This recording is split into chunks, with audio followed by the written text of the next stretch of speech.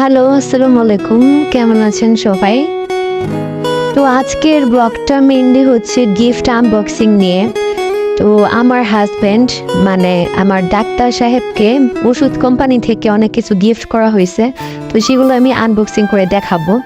এই যে first box থেকে একটা মগ বের করলাম, একটা পানির মগ বা চা কফি সব কিছুই খাওয়া যাবে। মগটা খুবই সুন্দর, সাদা কালারের ভিতরে একটা মগ। আমার ভালোবাসার মানুষগুলো আমাকে এত মিস করছে, অনেকে কমেন্ট করছে যে আপু আপনি অসুস্থ কিনা, আপনার নতুন কোনো ভিডিও আসতেছে না। তো মানে সেই ভালোবাসার মানুষদের জন্য তাড়াতাড়ি করে চলে আসলাম। সেকেন্ড গিফট আনবক্সিং করতেছি। এই বক্সের ভিতরে ফার্স্টে আছে একটা ডাল ভাজা, রুচি ডাল ভাজা। তারপরে এটার ভিতরে আছে একটা নুডলস, ইনস্ট্যান্ট নুডলস।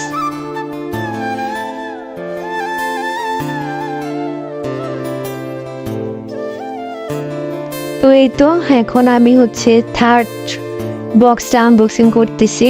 এটার ভিতরে আছে হচ্ছে গিয়ে একটা সাবান, স্যান্ডেলিনা সাবান।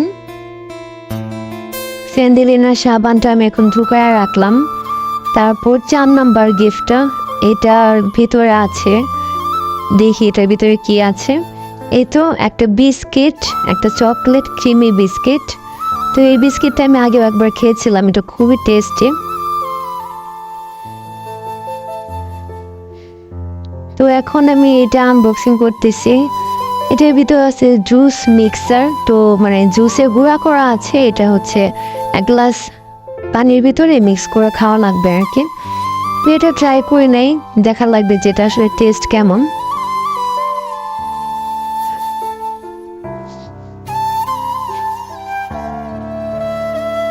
আর এই তো এখন এটার ভিতরে কি আছে আমি দেখে নিব। এই যে একটা বডি ওয়াশ, একটা লাক্সের বডি ওয়াশ।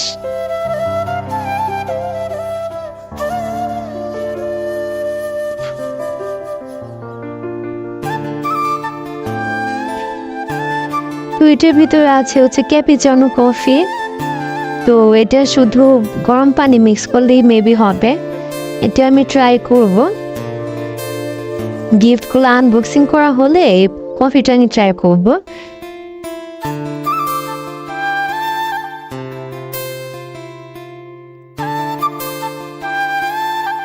তো এখন হচ্ছে যে টিস্যুর প্যাকেট, এগুলো হচ্ছে পকেট টিস্যু।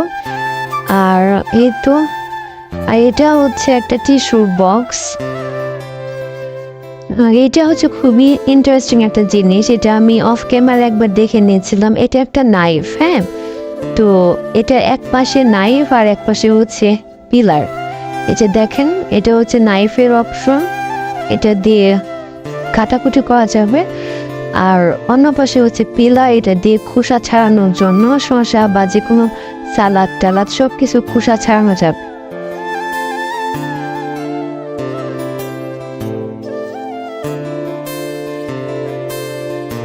এই যে এগুলো হচ্ছে প্যাড, অনেক সুন্দর সুন্দর প্যাড।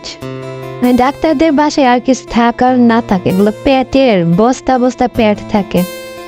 প্যাড আর কলম, এর আগে অনেকগুলো কলম জমা হয়েছিল, তো সবাইকে দিয়ে দিছি। আমার ছোট বোনকে কিছু দিছি, ফ্রেন্ডদেরকে কিছু দিছি। আর এই তো এগুলো হচ্ছে প্যাড।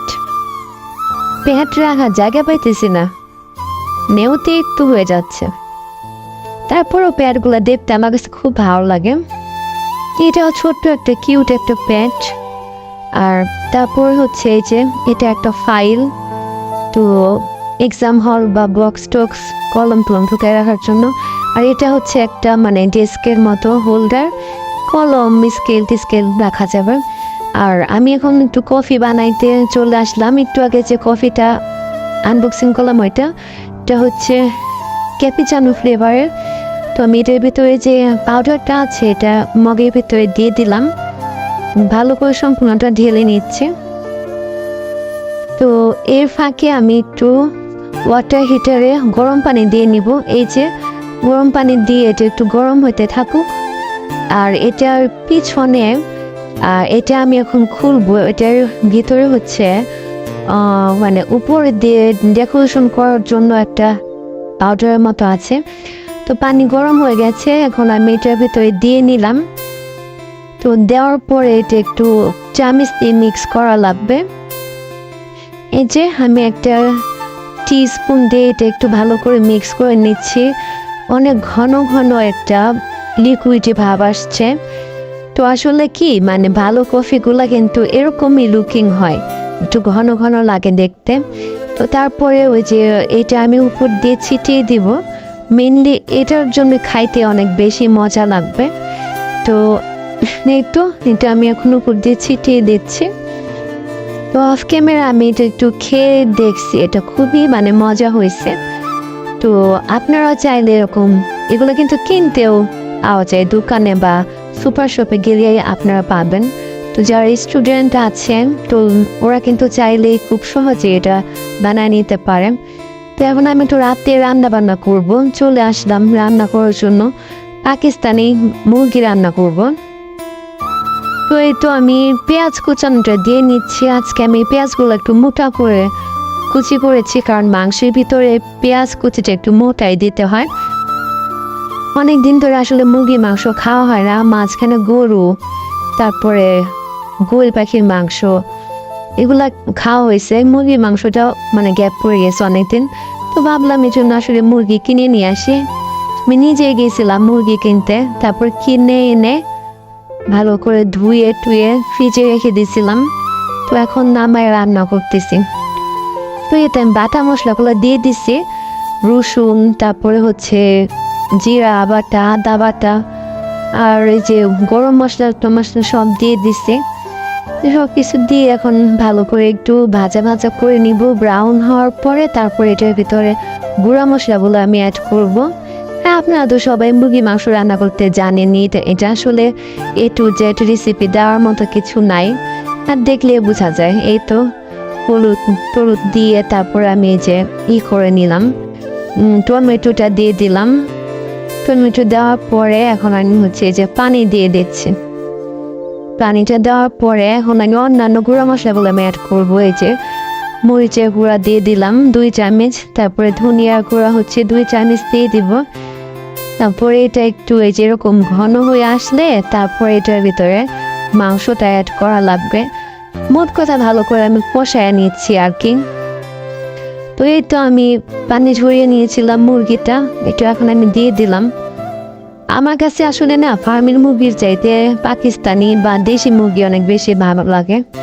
তো এই তো আমি এখন এটাকে উল্টায় পাল্টায় মশলার সাথে মিক্স করে নেব, যাতে মশলাগুলো খুব সুন্দরভাবে ঢুকতে পারে।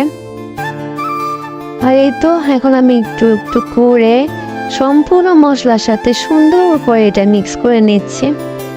আজকে না আসলে অনেকদিন পরে ব্লগ করতেছি, তো মানে কেমন জানি অচেনা অচেনা লাগতেছে আমাকে। আসলে একটা জিনিস রেগুলার করলে যেরকম মানে অনেক স্পিডে কাজ করা যায়, তো আজকে অনেকদিন পরে আসলে এডিট করতে বসছি, তো কেমন যেন লাগতেছে। তো আশা করি ঠিক হয়ে যাবে আবার, কারণ আমরা যারা ব্লগ করে আসলে সবসময় কিন্তু সময় দেওয়া যায় না। তো এখন এই তো আলুগুলা দিয়ে দিলাম। আমি আবার মাংসের ভিতরে আলু খুব পছন্দ করি, আমার হাজব্যান্ডও মাংসের সাথে আলুটা খুব পছন্দ করে। এই তো এখন আমি সুন্দর করে মিক্স করে নিচ্ছি। তো এখন আমি এটা একটু ঢাকা দিয়ে দিলাম, ঢাকা উঠায় এই যে কাঁচামরিচ দিয়ে দিলাম ফ্লেভারের জন্য। আমি কাঁচামরিচগুলোর ভিতরে ছুরি দিয়ে একটু ফালি করে নিয়েছিলাম। আর এই যে এখন আমি গরম পানিটা মিক্স করতেছি। মাংস রান্নায় অবশ্যই গরম পানি দিবেন, তাহলে কিন্তু মাংসের কালার টেস্ট খুব ভালো আসে। আবার ঢাকা দিয়ে দিলাম। এই তো আমার রান্না অলমোস্ট শেষ। তো সবাই ভালো থাকবেন, সুস্থ থাকবেন, আর আমার চ্যানেলটা অবশ্যই সাবস্ক্রাইব করবেন। আর আমার ভিডিও যদি ভালো লাগে একটা লাইক দিবেন। দেখা হবে আগামী কোনো ভিডিওতে। সে পর্যন্ত সবাই ভালো থাকবেন। আল্লাহ হাফেজ।